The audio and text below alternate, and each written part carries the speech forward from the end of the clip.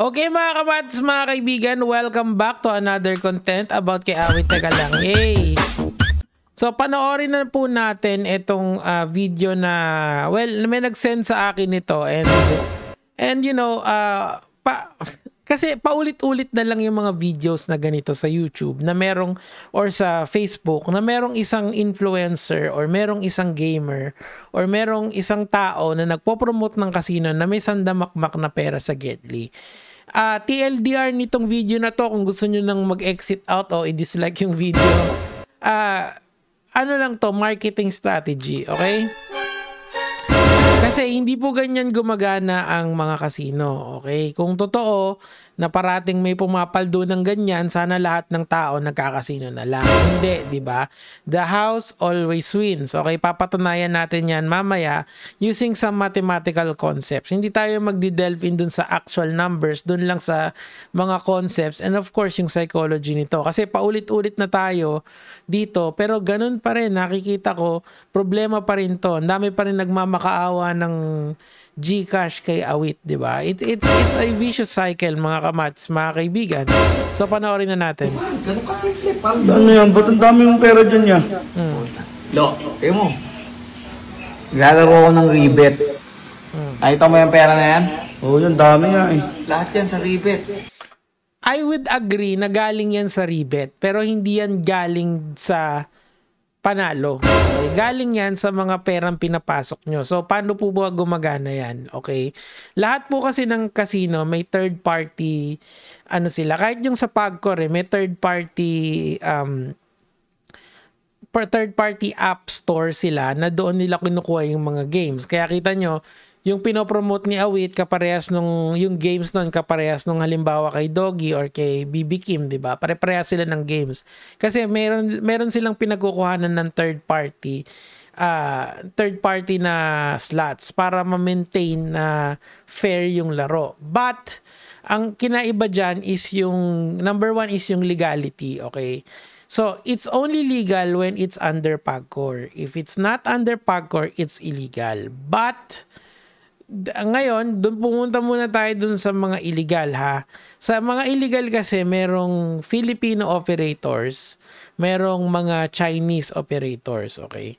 Yung Filipino operators, ito yung mga karamihan sa mga influencers na kilala nyo na nagpapatakbo, okay? Yung server nila is handled somewhere in the world, tapos Filipino yung mga katransak mo. Yung isa naman mga foreigners. Ang sinabi sa akin ng mga Filipino operators, mga Chinese daw yung nagpapatakbo ng ganon, okay? Ngayon, ang pag illegal kasi hindi sila nagbabayad ng tax, so mas malaki yung kita nila. At saka ang tanging na mamanipulate nila diyan is yung cash in mo, okay? At saka yung cash out mo. Minsan kasi may mga casino na pag cash in mo pa lang, meron na agad ibibigay sa'yo. Meron ka agad ibibigay dun sa influencer. Hindi ba ba't ang dami mong alam nito? Of course, may mga nag-offer na sa akin yan eh. Nito, lalong-lalo na last year. Tinanggihan ko lang talaga. Ayun, kaso ang dami pa rin galit sa akin. Well, you will soon find out everything. Mag-antay-antay lang tayo. Pero focus lang muna tayo dun sa mga dumadating na issues kasi marami naman yan eh. Hindi naman ako tumitigil mag-upload ng content eh. Ano kung nawala yung iba, okay lang. We're still happy. I'm still happy kung ano nangyayari sa buhay ko, di ba? But ang point dito kasi, alam ko yung galawan ng casino and ako, I am a former poker player and alam ko yung psychology ng mga totoong nagsusugal. Etong sila Awit, yes, they play. Pero they play just to show you that they are playing. Magkaiba if you are really playing to win, okay? Kasi when you are really playing to win, doon mag-i-start yung addiction which we will cover later on. Okay, so pero yung pagpo-promote kasi ng sugal, mga kamatis, mga kaibigan, unfortunately, wala kasing ano dyan, wala kasing batas dyan. Okay, so ano bang sabi sa batas, di ba? Nolum crimen sine lege, di ba? There is no crime without a law punishing it. Yung pagpo-promote, hindi yun illegal. Now, naaalala ko yung mga hearing ni Ma'am Risa Ontiveros in relation po sa mga gambling sites nito. Pinagmamalaki ng Pagcor na marami na silang na-shutdown na casino. But, madali lang naman kasing bumalik yung casino eh. Sobrang dali lang nun. Tapos, pagkabalik nila, kukuha uli sila ng influencer or gamer para mag-promote sa kanila. It's a vicious cycle na I don't believe that legislation is complete right now. Do I blame Awit Gamer for doing this marketing? Hell no. Actually, I understand him very much. Clear ko lang yung stand ko dito. Hindi ako galit doon sa mga nagpo-promote ng sugal. Kasi I understand the business of gambling and I understand the money na nandun. If your conscience tells you na okay lang sa inyo na mag-promote ng ganyan, then so be it. Buhay niyo yan. Hindi ko kayo papakialaman nandun. What I am here for is to tell people kung ano yung consequences niyan sa utak mo kapag ikaw ay nagsimulang magsugal. That's why this is not a battle between me and the influencers who promote yung mga ganyan. This is a battle between kung sino yung mas convincing pagdating sa pagkuha ng audience, 'di ba?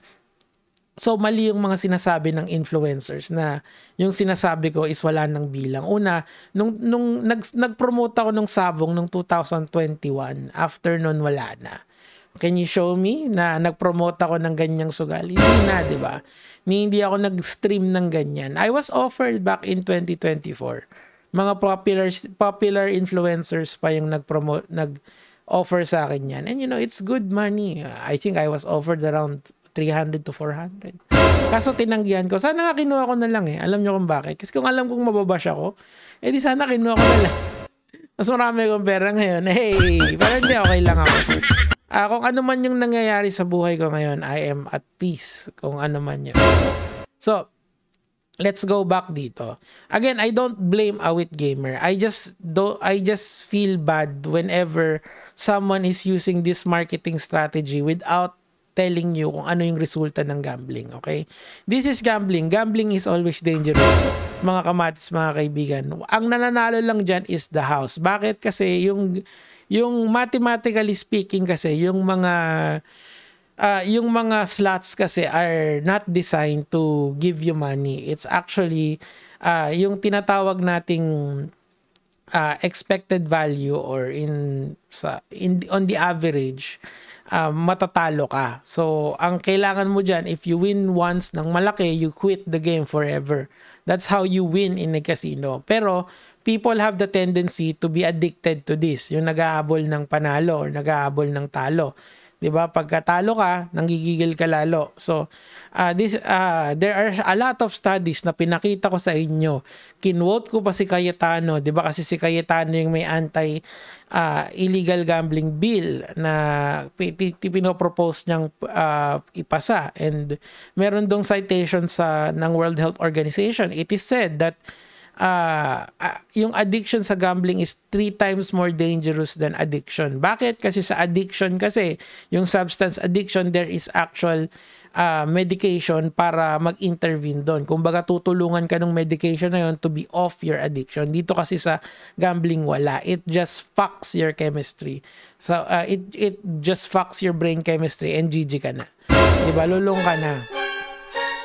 That's why, in my opinion, mas delikado ang sugal sa lahat ng ipopromote ng isang influencer. Kahit sabihin nating solid north ang pinopromote mo, hindi pa rin matatawaran yon ng solid scatter.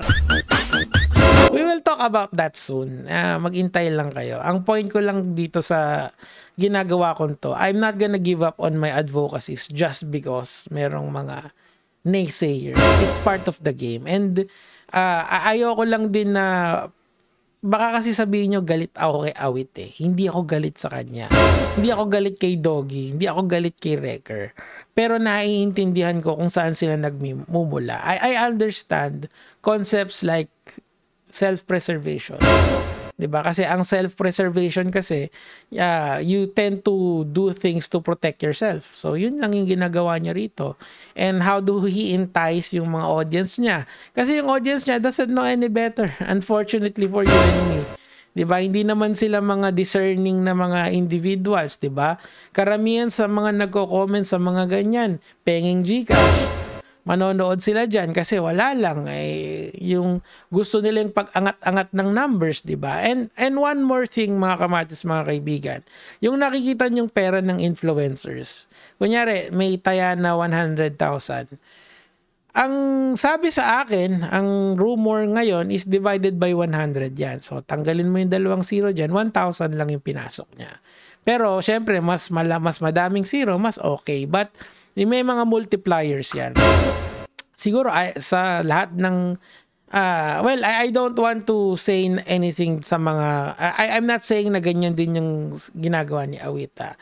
But I'm just saying sa inyo na kung gusto nyong kumita sa sugal is ang pinaka-best, optimal, yung Game Fury optimal na tinatawag is just to promote the sugal. But if you do that, of course, ang drawback nun is yung mga potentially masisiran yung buhay sa sugal. Diba? Yun eh.